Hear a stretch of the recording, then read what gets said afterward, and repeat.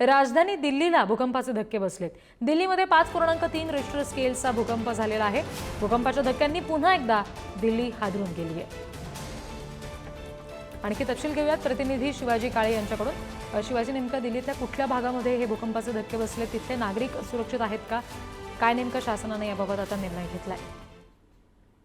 सध्या जे भूकंपाचे सकाळी धक्के जाणवले त्या धक्क्यामध्ये दिल्ली हादरली। दिल्ली आणि दिल्लीच्या परिसरात असलेला दिल्ली एनसीआर प्रदेश जो आहे त्यामध्ये हे भूकंपाचे धक्के जाणवले। घरातील जो पंखा आहे त्याचबरोबर घरातल्या ज्या वस्तू आहेत त्या हलताना पाहायला मिळाल्या आणि लोकांच्या मनामध्ये मोठी घाबरट जी आहे त्यामुळे यामुळे निर्माण झाली। अनेक लोक बिल्डिंग मधून खाली येण्याचा प्रयत्न करताना पाहायला मिळाले आणि यामुळे थोडीशी भीतीचं वातावरण लोकांमध्ये पाहायला मिळालं। जी माहिती मिळते त्यानुसार साधारण 4.2 रिश्टर स्केलचे हे भूकंपाचे धक्के असल्याची माहिती मिळते। कुठलीही जीवित किंवा वित्तहानी यामुळे झाली नसल्याचं पाहायला मिळते। मात्र पाऊस सुरू आहे दिल्लीमध्ये आणि त्याच काळामध्ये हा भूकंपाचा धक्का बसल्यामुळे लोकांच्या मनामध्ये आणखी भीतीचं वातावरण यामुळे निर्माण झाल्याचं पाहायला मिळालं। जी, धन्यवाद सगळ्या माहितीसाठी।